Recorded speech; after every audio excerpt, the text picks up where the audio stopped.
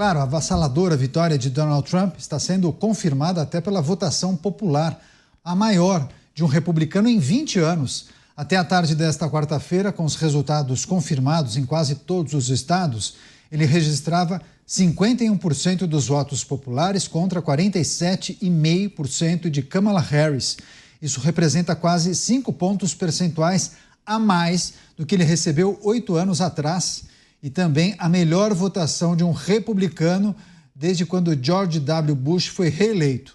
Nos Estados Unidos, não vence quem recebe mais votos, e sim quem ganha nos estados, conquistando pelo menos 270 delegados nos colégios eleitorais. E nesse quesito, Trump registrou 295 delegados até agora. Além disso, a vitória fez com que os principais índices de Wall Street atingissem máximas recordes. O mercado acredita que o republicano cortará impostos, praticará um mercado mais livre e também vai conseguir segurar a inflação no país. Você, Cristiano Beraldo, é importante a gente explicar essa diferença no sistema eleitoral norte-americano, né? A votação popular e também nos colégios eleitorais, e o quão significativo é quando um candidato vence nos colégios eleitorais, mas também no voto popular. Por exemplo, na primeira vitória de Trump contra Hillary Clinton, ele venceu nos colégios eleitorais, mas perdeu na votação popular, não foi?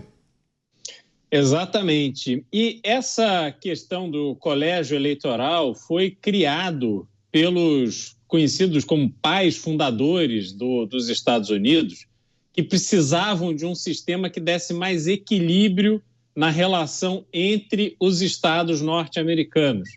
E aí concluiu-se que o ideal era que o estado tivesse um determinado número de votos e que esses votos seriam, então, apresentados num dia determinado para representar, né, os delegados. Eles representam a vontade da população daquele estado.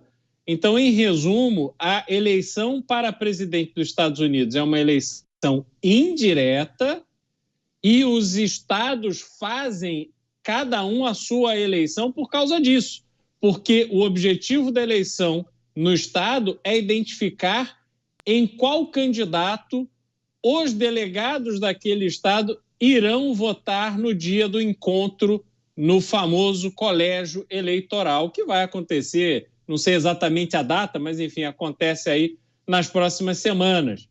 Então, Canhato, essa dinâmica foi fundamental para manter a estabilidade da democracia norte-americana, a estabilidade da própria Constituição norte-americana, que vem lá desde 1787, se não me engano, que é essa peça fundamental da democracia mais estável do mundo. Então, diante disso, você pode ter sim a circunstância de que, às vezes, o eleito não foi aquele que teve maior número de votos. Entretanto, isso nunca foi um problema, porque não há a forma como o americano enxerga o resultado da eleição é diferente do brasileiro. Nós estamos habituados com essa eleição direta, é o número de votos que conta. Para o norte-americano, não.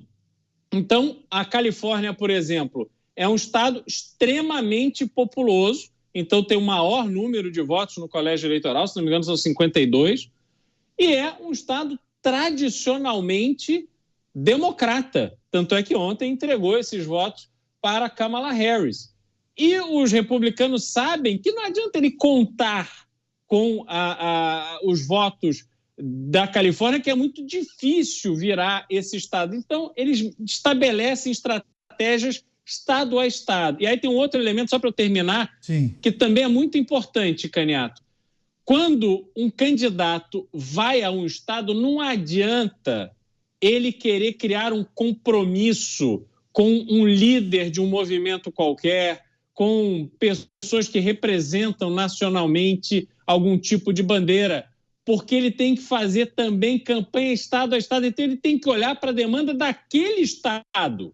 Se ele fechar com o líder indígena do estado de Oklahoma, isso não vale nada para o estado vizinho, porque lá é outro tipo de negociação, outro tipo de demanda, torna a discussão muito mais elevada do ponto de vista público. diferente do Brasil. Inclusive, Donald Trump venceu na maior parte desses estados-chave, né? Os estados pêndulo.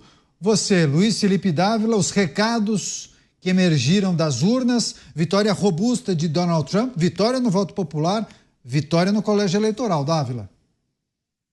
Exatamente. O colégio eleitoral vai se encontrar no dia 17 de dezembro e é interessante o que está por trás do colégio eleitoral. Os pais, os fundadores dos Estados Unidos, receavam, Canhato, o voto direto. Eles achavam que isso ia levar muito demagogo, populista. Olha, eles já tinham preocupação com populista em 1787, que podia arruinar a democracia. E aí criaram o colégio eleitoral. E o colégio eleitoral tem uma coisa interessante, porque se fosse só pelo voto popular, você ia fazer campanha nos estados mais populosos e você ia esquecer o grande meio dos Estados Unidos. Para que você vai buscar voto no estado pequeno? Então, com o colégio eleitoral, você é obrigado a ganhar em vários estados para poder ter um número de delegados para se eleger presidente dos Estados Unidos. Isso valoriza aqueles estados que têm baixa população. Então, senão você só ia fazer campanha em Nova York, Califórnia, nos grandes estados, Texas, e o resto você falar, para que eu vou lá fazer campanha? Não. Então, a ideia do colégio eleitoral significa que você precisa ter a maioria dos votos na maioria dos estados americanos. E isso legitima a eleição. E o colégio eleitoral funcionou durante muito tempo. O primeiro demagogo que vai ser presidente americano é só 48 anos depois da Constituição americana, que é o Andrew Jackson. O Andrew Jackson é o primeiro demagogo dessa história. Então, o colégio eleitoral é um filtro para evitar populismo e demagogia também. Mas o fato é, pela primeira vez aí, Donald Trump vence no voto popular, no colégio eleitoral, faz a maioria no Senado e deve fazer a maioria na Câmara. Na Câmara ainda está na reta final, aí depende muito do que vai acontecer na Califórnia.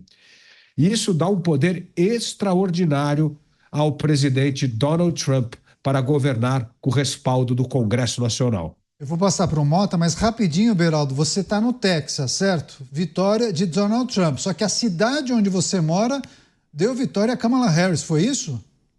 Exato. Houston, Austin, algumas cidades, mesmo estados sendo republicanos, são cidades democratas. E assim, um número de apoiadores enormes, com plaquinha de Kamala Harris e tal, mas esse eleitorado ele é muito concentrado nessas cidades e quando você vê o resultado da votação no estado todo, aí não tem dúvida. O resultado é extremamente favorável aos republicanos, que levam todos os votos no colégio eleitoral a que Texas tem direito. Você, Roberto Mota, os recados das urnas, um cenário diferente da primeira vitória de Donald Trump quando ele derrotou Hillary Clinton. Na ocasião, perdeu no voto popular, ganhou no colégio eleitoral. Dessa vez, vitória em dobradinha, né, Mota? Vitória absoluta, incontestável, espetacular. Primeiro, Donald Trump livrou a América de ter uma presidente Hillary Clinton. Agora livrou a América de ter uma presidente Kamala Harris. Então, vitória dupla. É sempre bom lembrar, os Estados Unidos têm esse sistema político, porque os Estados Unidos não foram um país onde se pensou nos estados depois. Foi o contrário. Os Estados Unidos eram 13 estados, 13 colônias, quase como se 13 países separados que decidiram se unir, mas tomando todo tipo de precaução para que nunca existisse ali um déspota, um rei todo-poderoso ou um ditador que tolhisse a liberdade de ninguém. Liberdade é um ingrediente fundamental nos Estados Unidos que faz com que, mesmo muitas pessoas de esquerda, defendam o direito às armas, né? Eles são contra alguns tipos de armas, mas quase nenhum americano é totalmente contra o direito às armas, porque eles entendem que isso é liberdade. E a prova do valor dessas ideias, de tudo que a gente vê nos Estados Unidos, é que foi através delas que os Estados Unidos se tornou a nação mais rica e poderosa da história da humanidade. Deve haver alguma lição lá que a gente possa aprender. Pois é, último giro com os nossos comentaristas, 30, 40 segundos para cada um. Beraldo, se a gente tivesse que elencar mudanças à vista na administração de Donald Trump, se a gente compara com essa administração dos democratas, ele deve se atentar a quais ingredientes, quais aspectos dos Estados Unidos? Claro, economia a gente sempre precisa destacar. Quais outros, hein, Beraldo? Rapidinho, 40 segundos. Imigração, fundamental hoje, que tem um impacto muito grande no emprego e na violência. Essa questão também da violência vai ter uma ação forte por parte do Donald Trump, e a atuação internacional. Eu acho que esses fatores são fundamentais, que os Estados Unidos não teriam caso Kamala Harris fosse eleita, continuaria insistindo nessas pautas progressistas que são absolutamente irrelevantes diante dos desafios que vivemos hoje. É o que você espera também, Dávila? Gostaria de acrescentar algum outro tipo de segmento que Donald Trump poderia promover mudanças, se a gente comparar com a administração dos democratas? 40 segundos para você. Não, Donald Trump vai concentrar basicamente nos assuntos domésticos, fazer a economia voltar a crescer, desregulamentar a economia, diminuir carga tributária. O que ele quer fazer é realmente trazer o vigor de novo da economia americana para que essa veia empreendedora possa gerar riqueza e emprego. Entendo que a política externa é uma coisa secundária no governo Donald Trump, mas entendo que para os americanos vão ter um presidente que vai se dedicar integralmente a melhorar a vida doméstica do país. A volta de Donald Trump à Casa Branca. Para fechar você, Mota, 40 segundos.